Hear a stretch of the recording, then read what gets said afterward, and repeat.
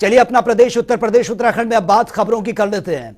मुख्यमंत्री योगी आदित्यनाथ ने यूपी के पुलिस कर्मियों को आवास की सौगात दी है। सीएम योगी ने आज पुलिस विभाग के 190 आवासीय भवनों का वर्चुअल लोकार्पण किया है। पुलिस कर्मियों को रहने के लिए आवास की किल्लत अब नहीं रहेगी और इसमें सिद्धार्थनगर जिले के कई थानों में बने 148 आवास और 4 विवेचना कक्ष का वर्चुअल शुभारंभ लोक भवन से किया गया है और इसका लाइव प्रसारण पुलिस लाइन सभागार में किया गया। इस दौरान सीएम योगी ने पिछली सरकारों पर भी निशाना साधा। उन्होंने कहा कि पहले लोगों को न्याय नहीं मिलता था, कोई वर्ग सुरक्षित नहीं था, लेकिन अब स्थितियां बदल चुकी हैं। उन्होंने आगे कहा कि बदमाशों में पुलिस का खौफ साफ तौर पर देखने को मिलता है, पीड़ितों को न्याय मिल रहा है। सीएम योगी ने कहा कि कानून व्यवस्था बनाए रखने के लिए काम लगातार किए जा रहे हैं। 5 साल पहले प्रदेश की छवि अच्छी नहीं थी। यूपी की कानून व्यवस्था देश के लिए एक नजीर बन चुकी है। जहां आम आदमी के अंदर पुलिस के लिए सम्मान है, तो वहीं अपराधी के अंदर पुलिस का खौफ होना चाहिए।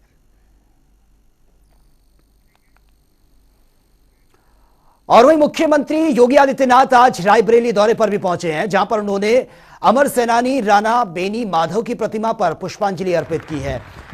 नेहरू नगर स्थित फिरोज गांधी डिग्री कॉलेज मैदान में कार्यक्रम का आयोजन किया गया था। इस दौरान सीएम योगी ने कहा कि राणा ने स्वतंत्रता आंदोलन में जो योगदान दिया उसे भुलाया नहीं जा सकता। बेनी माधव की 218वीं जयंती पर योगी आदित्यनाथ ने कहा है कि आज के युवाओं को उनके बारे में जरूर जानना चाहिए। सीएम योगी ने शहीद चौक पहुंचकर शहीदों को भी नमन किया है। आपको बता दें कि रानी बेनी माधव सिंह को 1857 की क्रांति के उन नायकों में उनको गिना जाता है या फिर उन नायकों में वो शुमार हैं जिनको इतिहास में जगह नहीं मिली है।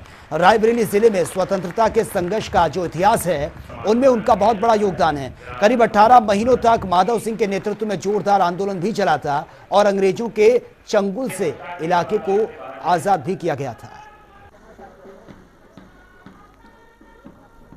जब एक साथ पूरे देश के अंदर अलग अलग स्थानों पर कई मंगल पांडे के द्वारा इसकी शुरुआत भले बैरकपुर से प्रारंभ की गई हो, लेकिन उत्तर प्रदेश 1857 के प्रथम स्वातंत्र समर की भूमि बनी। आज जब हम यहां पर 218वीं जयंती पर आए हैं राणा बेनी माधव भगत सिंह जी के, यह हमारा सौभाग्य है कि हम सब देश की आजादी के अमृत महोत्सव कार्यक्रम की साक्षी बने हैं। आपने देखा होगा जब प्रधानमंत्री जी ने लाल किले की प्राचीर से 15 अगस्त 2022 को पूरे देश के प्रति अपना संबोधन दिया, उसमें उन्होंने देश के नागरिकों को कुछ संकल्पों के साथ जोड़ने के लिए भी आगामी कुछ कार्य योजना उनके सामने प्रस्तुत की। एक सशक्त और समर्थ भारत, दुनिया की सबसे बड़ी अर्थव्यवस्था के रूप में गिना जाने वाला भारत, गरीबी, किसी भी प्रकार की विषमता, अव्यवस्था, अराजकता से मुक्त भारत और दुनिया के अंदर भारत की उत्तर से दक्षिण, पूरब से पश्चिम, इन सभी सीमाओं को क्षुण्य बनाए रखते हुए एक ऐसे भारत को जो दुनिया का नेतृत्व करता हुआ दिखाई दे, विश्व मानवता के लिए शांति और सौहार्द का एक नया संदेश लेकर के चल रहा हो, ये वही भारत हमें चाहिए। लेकिन शांति और सौहार्द बिना शौर्य और पराक्रम के कभी नहीं आ सकती है, ये हर भारतवासी को सोचना पड़ेगा। और वहीं एक जिला एक उत्पाद योजना के अंतर्गत कन्नौज जिले के प्राचीन इत्र व्यवसाय को अंतर्राष्ट्रीय स्तर पर मजबूत करने के लिए अपर मुख्य सचिव सूक्ष्म लघु एवं मध्यम उद्यम निर्यात प्रोत्साहन और सूचना विभाग नवनीत सहगल ने कलेक्ट्रेट स्थित गांधी सभागार में सभी इत्र व्यापारियों के साथ बाकायदा एक बैठक की है और इस बैठक में 250 करोड़ रुपए के व्यापार की 2500 करोड़ रुपए तक पहुंचाने के लिए चर्चा इस पर की गई।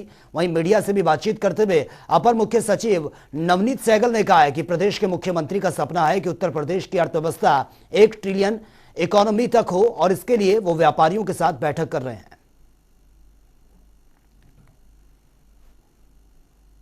एक जनपद एक उत्पाद का प्रोडक्ट है यहाँ का कन्नौज का उसके उद्योग के जो उद्यमी हैं उनसे वार्ता करने और यहाँ पर इस कन्नौज के इत्र को और कैसे आगे बढ़ाया जा सकता है, इसकी जो निर्यात है, जो इसका एक उत्पादन है और कैसे बेहतर किया जा सकता है, उसके बारे में एक जो उद्यमियों से हम लोग चर्चा करने आए थे।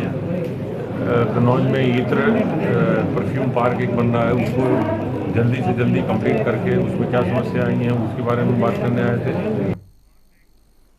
और वहीं बसपा सुप्रीमो मायावती ने समाजवादी पार्टी के राष्ट्रीय अध्यक्ष अखिलेश यादव के आजमगढ़ दौरे पर सवाल खड़े कर दिए हैं। उन्होंने ट्वीट कर लिखा है कि रमाकांत यादव से जेल मिलने जाने वाले अखिलेश यादव साफ तौर पर अपराधियों के साथ हैं। मायावती ने आगे सवाल उठाते हुए लिखा है कि जेलों में बंद मुस्लिम नेताओं से मिलने अखिलेश यादव क्यों नहीं जाते हैं, जबकि कई ऐसे नेता हैं जिन पर फर्जी मुकदमों में फंसाकर उन्हें जेल भेजा गया है।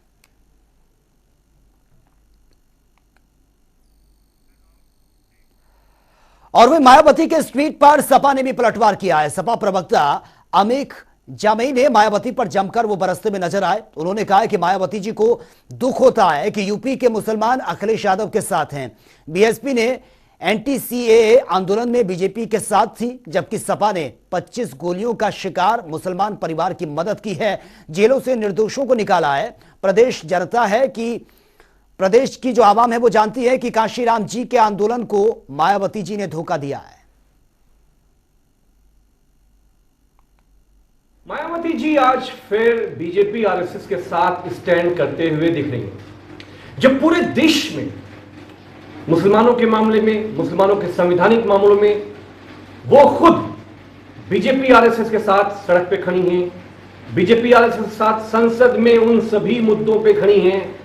आज पूरे देश में समाजवादियों की सिर्फ अकेली ऐसी ताकत है जो मुसलमानों के सभी संवैधानिक मुद्दों पर वो लड़ाई लड़ रही है। और वहीं कभी सपा के गठबंधन के गुलदस्ते का हिस्सा रहे सुभाषपा ने अखिलेश और मायावती दोनों को आड़े हाथों लिया है। सुभाषपा के राष्ट्रीय महासचिव अरुण राजभर ने निशाना साधते हुए कहा कि मायावती जी का दलित मुस्लिम प्रेम जो उमड़ रहा है उस समय कहां था जब हाथरस में दलित बेटी का बलात्कार हुआ था। वहीं अरुण राजभर ने अखिलेश यादव पर आरोप लगाते हुए कहा कि अखिलेश हो या मायावती दोनों बस वोट की राजनीति करते हैं।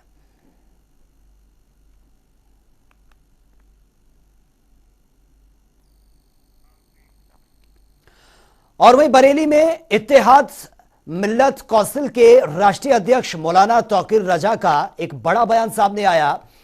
उन्होंने बिल्किस बानो और टी राजा के मामले में केंद्र सरकार को 7 दिन का अल्टीमेटम दिया है। उन्होंने कहा कि 7 दिन में अगर उनके 11 आरोपियों को दोबारा जेल में नहीं भेजा गया तो देश भर में वो प्रदर्शन करेंगे। तौकीर रजा ने केंद्र सरकार पर आरोप लगाते हुए कहा कि कानून व्यवस्था पर मुसलमानों के पक्ष में काम नहीं कर रहे हैं। धार्मिक भावनाओं को आहत करने वाले किसी भी धर्म, हिंदू या मुसलमान, सख्त से सख्त सजा उनको मिलनी चाहिए। धरना स्टार्ट करने जा रहे हैं। धरना हमारा गैर मियादी भी हो सकता है, भूख हड़ताल में भी तब्दील हो सकता है। मैं समझता हूं कि 1 हफ्ते का समय भरपूर है। 1 हफ्ते के समय में अगर कोई निर्णय ले लिया जाता है, कोई आश्वासन दिया जाता है तो धरना नहीं होगा, वरना इंशाल्लाह 1 हफ्ते के बाद हम धरने पर बैठने के लिए बात। हुकूमत, मैं हैरत ज़दा हूं कि अदालत ने 14 दिन की न्यायिक हिरासत में भेजा टी राजा को और चंद घंटे के बाद वो 14 दिन पूरे हो गए और उसको रिहा कर दिया गया। इससे बड़ा अन्याय अदालत अपने साथ अन्याय कर रही है और इससे मुसलमानों का नहीं बल्कि हिंदुस्तानियों का न्यायालय से भरोसा उठ रहा है।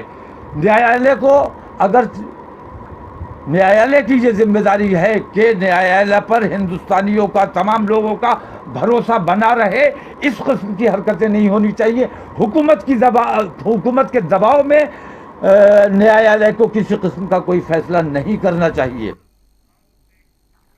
और वहीं केंद्रीय मंत्री साध्वी निरंजन ज्योति ने बिहार में आरजेडी के ठिकानों पर की गई सीबीआई और ईडी की छापेमारी की कार्रवाई पर महागठबंधन की ओर से बीजेपी पर आरोप लगाए और उन आरोपों पर पलटवार उन्होंने किया जो आरोप लगाए गए थे। उन्होंने महागठबंधन पर कटाक्ष करते हुए कहा कि नीतीश ने जिस तरह से जनादेश का अपमान किया वो उनके नेचर में आ चुका है। उन्होंने कहा कि साल 2014 में नीतीश के बिहार से सिर्फ 5 सांसद पहुंचे थे। 2019 में गठबंधन हुआ जिसमें बीजेपी कार्यकर्ताओं के टिकट कटे। हमारे जीते हुए सांसद थे, उनका भी टिकट काट दिया गया। साध्वी निरंजन ज्योति ने कहा कि नीतीश कुमार विधानसभा चुनाव में अगर बीजेपी के साथ चुनाव नहीं लड़ते तो इतनी भी सीटें नहीं जीत पाते जितनी उनको मिली हैं।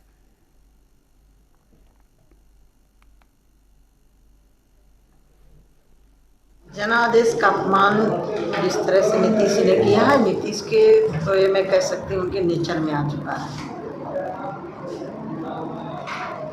जितनी हैसियत थी उससे ज़्यादा उनको दिया गया है। 2014 में नीतीश की पार्टी के सिर्फ 5 सांसद पहुँचे थे। 19 में गठबंधन हुआ, हमारे कार्यकर्ताओं के टिकट कटे, जो जीते हुए सांसद थे उनके काट कर गए। गठबंधन का धर्म निभाते हुए हमने सीटें दी और 16 आज सांसद हैं उनके। तो बिहार तो एक तरह से मान के चले कि पुनः जंगल राज की तरफ जा रहा है। और चलिए इस वक्त की बड़ी खबर से आपको अपडेट करवा देते हैं। इस वक्त की बड़ी खबर ये सामने आ रही है, ये बड़ी खबर आप तक पहुंचा रहे हैं भूपेंद्र चौधरी की जेपी नड्डा से मुलाकात। ये बड़ी खबर आप तक पहुंचा रहे हैं, जेपी नड्डा के घर पर फिलहाल मुलाकात चल रही है। जो खबर सामने आ रही है, यूपी बीजेपी प्रदेश अध्यक्ष के नाम पर चर्चा चल रही है। और ज्यादा जानकारी के साथ मेरी सहयोगी पूजा मोहन पांडे इस वक्त फोन लाइन पर है। पूजा, फिलहाल जेपी नड्डा के घर पर मुलाकात चल रही है, इसको लेकर क्या कुछ लेटेस्ट अपडेट है आपके पास? आपको बता दूं सचिन कि आजमगढ़ में कार्यक्रम के दौरान मौजूद थे भूपेंद्र चौधरी। इस दौरान कहा जा रहा है कि उनको किसी तरीके की खबर मिली और उन्हें दिल्ली तुरंत तलब किया गया। उसके बाद वो दिल्ली में मौजूद हैं। शाम को लगभग 5:30 बजे का समय था जब से वो दिल्ली पहुंच चुके हैं और अब उनकी जेपी नड्डा से मुलाकात हो रही है और पिछले 25 मिनट से लगभग ये मुलाकात चल रही है, ऐसा कहा जा रहा है।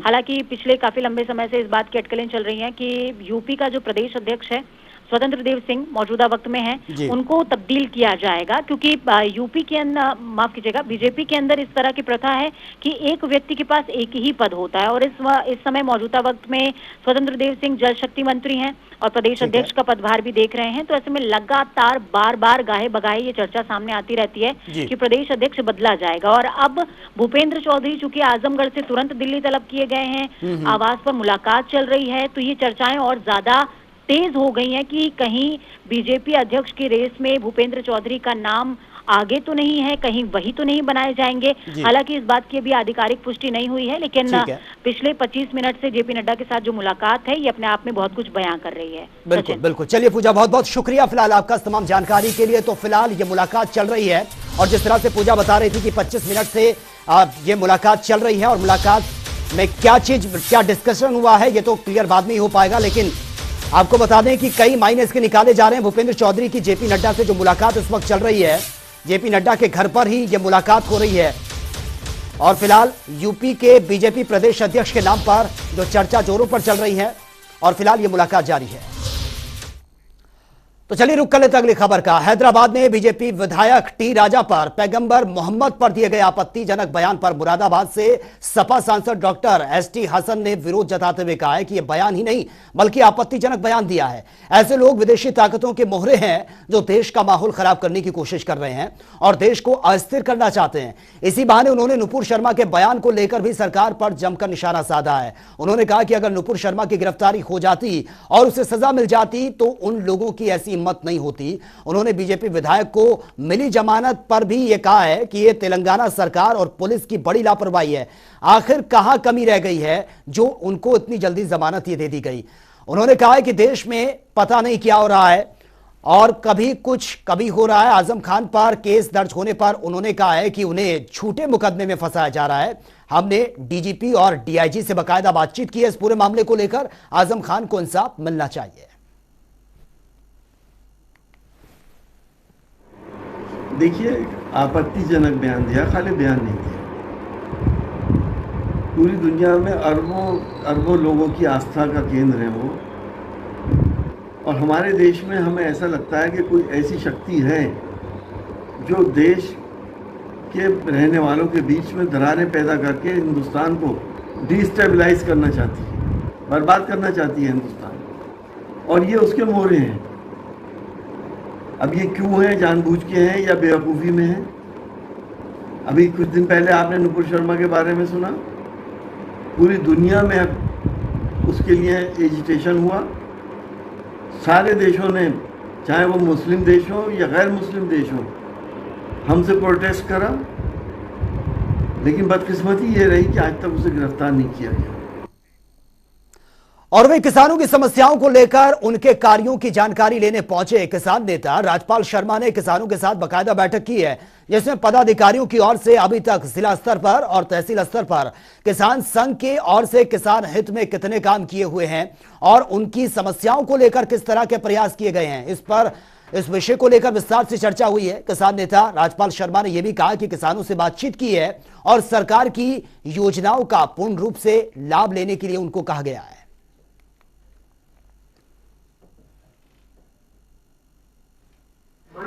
समीक्षा का आधार है कि हमारा संगठन कितने पानी में है, हमारे संगठन ने कितनी लड़ाई लड़ी है, हमारा संगठन किस स्थिति में आज, किस स्थिति में पहले था, आज कितनी इसने प्रगति की है, कितनी अवनति की है, वो सारी चीज़ें समीक्षा बैठक में देखी जाती हैं। और ये भी देखा जाता कि इन्होंने इस 6 महीनों में कितनी किसानों की लड़ाई लड़ी है, कहाँ का लड़ाई लड़ी है, सभी पदाधिकारियों की समीक्षा की जाती है। और वहीं आगरा में नगर निगम ने शहीद के सम्मान में सराहनीय फैसला लिया है। पूर्व chief of defence staff Bipin Rawat के साथ विमान क्रैश के दौरान वो शहीद हो गए थे। आगरा के गौरव विंग कमांडर पृथ्वी सिंह चौहान के निवास स्थान शरण नगर का नाम बदलकर पृथ्वी सिंह नगर का प्रस्ताव नगर निगम में पास किया गया है।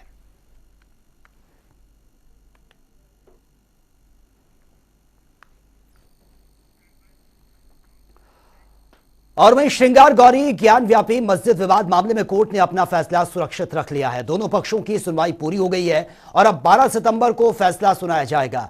ज्ञान व्यापी केस की सुनवाई के दौरान औरंगजेब की भी एंट्री हो गई है। कागज मांगने पर मस्जिद पक्ष की ओर से यह दावा किया गया था, मुस्लिम पक्ष की ओर से, कि मस्जिद की जमीन औरंगजेब की संपत्ति है। इस मामले में मुस्लिम पक्ष की ओर से दलीलें पूरी होने के बाद आज हिंदू पक्ष आपत्ति पर जवाब दाखिल भी करेगा। दरअसल हिंदू पक्ष की तरफ से जवाब दाखिल किया गया। दरअसल मुस्लिम पक्ष ने कोर्ट में यह दलील दी है कि ज्ञान व्यापी का असली जो मालिक है वो आलमगीर है, जिस वक्त मस्जिद का निर्माण हुआ था और उस वक्त मुगल शासक औरंगजेब शासक था और इस संपत्ति पर औरंगजेब का ही नाम आलमगीर के तौर पर दर्ज है। इसका प्रति उत्तर सारे जवाबदेही सारे उत्तरों को रखा जा चुका है, सारे पक्ष सुना जा चुका है और माननीय न्यायालय ने सुनवाई पूर्ण करने के बाद 12 सितंबर को तिथि आदेश में जो है सुरक्षित कर लिया है। 12 सितंबर जो है भारत के इतिहास में एक ऐतिहासिक दिन होगा, जिस दिन ये तय हो जाए, ऑर्डर आ जाएगा कि ये मुकदमा जो है चलने लायक है कि नहीं, और हमें विश्वास है कि ये मुकदमा चलेगा। इसलिए भारत ही नहीं 100 करोड़ हिंदुओं के लिए ऐतिहासिक दिन होगा और 12 तारीख को जो है 12 सितंबर को माननीय न्यायालय ने निर्णय को सुरक्षित रख लिया है। हाँ, हमने माननीय न्यायालय से आग्रह किया कि मुस्लिम पक्ष के 711 की एप्लीकेशन को खारिज करते हुए ऑर्डर हमारे पक्ष में करें। हमें सुनते हुए माननीय न्यायालय ने 12 सितंबर की तिथि निर्धारित की है कि उस दिन आदेश पारित करेंगे और यह मुकदमा सस्टेन करेगा और इसके बाद हम साक्ष्य प्रस्तुत करके दावा करेंगे। और इन्होंने जो भी आज प्रस्तुत दावा किया था, व्यापी मस्जिद का कोई भी डॉक्यूमेंट वक्फ साबित करते हुए नहीं लगाया गया है, इसलिए आलमगीर मस्जिद का डॉक्यूमेंट यहाँ पढ़ देना ये बहुत बड़ा फर्जीवाड़ा था। इसको हमने कोर्ट में उजागर किया है। मुस्लिम पक्ष की बहस हो चुकी है, हिंदू पक्ष की बहस हो चुकी है, अब फैसले का इंतजार है। विष्णु जी, ये फर्जीवाड़े का कोई क्रिमिनल प्रोसीडिंग भी होगा आगे? नहीं, देखिए अभी तो हम पहले कोर्ट के फैसले का इंतजार करेंगे। जब फैसला आ जाएगा उसके बाद हम आगे बढ़ेंगे। क्या लगता है? बिल्कुल हमारे पक्ष में आएगा। धर्म हमारे साथ है, सत्य हमारे साथ है, सारे मेरिट सारे कंटेंशन हमारे साथ है। तो हिंदू पक्ष के वकील के नाते मैं तो यही मानूंगा कि फैसला हमारे पक्ष में है। तो चलिए अब बात उत्तराखंड की खबरों की कर लेते हैं। प्रधानमंत्री नरेंद्र मोदी के जीवन पर लिखी गई किताब को लेकर हरिद्वार के SMJN कॉलेज में गोष्ठी का आयोजन किया गया। गोष्ठी में पूर्व केंद्रीय मंत्री और हरिद्वार सांसद रमेश पोखरियाल निशंक और उत्तराखंड बीजेपी के पूर्व प्रदेश अध्यक्ष मदन कौशिक और राज्यसभा सांसद डॉक्टर कल्पना सैनी समेत कई बीजेपी विधायक और छात्र छात्राएं भी मौजूद रही हैं। संगोष्ठी में PM मोदी के कार्यकाल में चलाई गई तमाम योजनाओं के फायदे भी गिनवाए गए हैं। सांसद रमेश पोखरियाल निशंक ने डिजिटल इंडिया, बेटी बचाओ बेटी पढ़ाओ, आत्मनिर्भर भारत, मेक इन इंडिया समेत कई केंद्रीय योजनाओं को गिनवाया और कहा कि पीएम मोदी ने पूरी दुनिया में भारत का परचम लहराया है, इसलिए देश के बच्चे बच्चे को पीएम मोदी पर गर्व है। बेटी बचाओ बेटी पढ़ाओ के अभियान से लेकर के और लोकल से लेकर ग्लोबल तक हो, चाहे वो प्रौद्योगिकी हो, चाहे आत्मनिर्भर भारत की बात हो, स्वच्छ भारत हो, मुझे लगता है कि यदि आप उन योजनाओं के बारे में जो उन्होंने किया उसके बारे में बोलेंगे तो महीनों लगेंगे। मुझे इस बात की खुशी है कि आज उन्होंने पूरी दुनिया में भारत के गौरव को बढ़ाया है। इस देश का बच्चा भी इस बात से अनुप्राणित है, गौरव महसूस करता है कि मेरा देश का यशस्वी प्रधानमंत्री नरेंद्र मोदी @20 जो पुस्तक मोदी जी के 20 साल के मुख्यमंत्री और प्रधानमंत्रित्व काल में लोगों ने अपने अनुभव लिखे हैं, उस पुस्तक को लेकर आज पूरे देश के अंदर उस पुस्तक पर इस प्रकार का हम कॉन्फ्रेंस के माध्यम से लोगों के बीच में विचार विमर्श के माध्यम से, जिससे कि लोगों को ये जानकारी रहे कि किस प्रकार भारत उन्नति प्रगति इस रूप में आगे बढ़ रहा है। और वहीं रामनगर में महिला जिप्सी चालकों का लंबे समय से वाहनों का इंतजार अब खत्म हो सकता है। कॉर्बेट प्रशासन ने 2 कंपनियों से बात की है और जल्द ही महिलाओं को उनके वाहन मिल सकते हैं।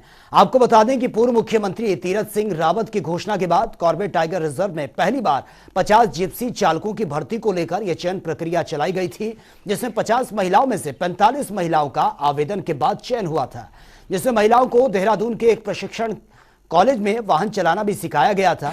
महिलाओं को ट्रेनिंग के लिए भी 1 साल से ज्यादा का समय हो चुका है और तब से महिलाएं कॉर्बेट पार्क में जिप्सी चलाने को लेकर इंतजार में बैठी हैं।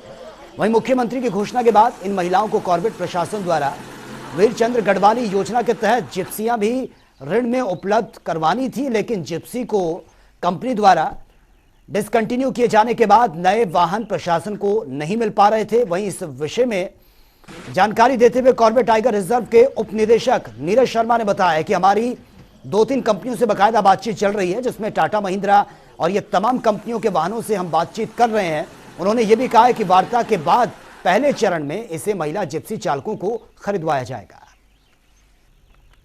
देखिए, ये वास्तव में इनका ट्रेनिंग में भी इनको ट्रेनिंग कराया गया था देहरादून में, और उसके पश्चात यहाँ भी फील्ड में इनको जो है ट्रेनिंग कराई गई थी, जो है वाहन चलाने के प्रशिक्षण की।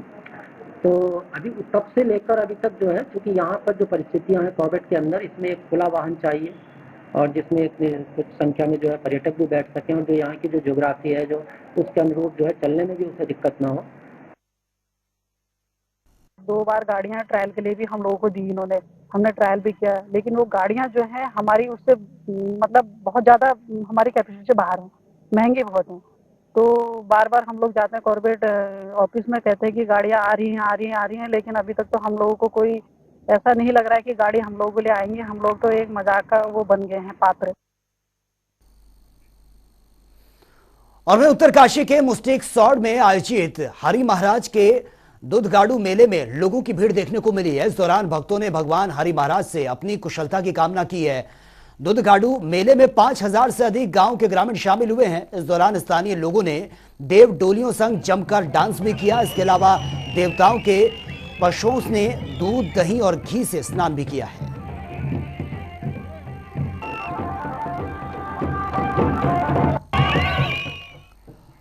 तो फिलहाल इस बुलेटिन में मेरे साथ इतना ही, लेकिन तमाम खबरों के लिए आप बने रहिए जनता टीवी के साथ। नमस्कार।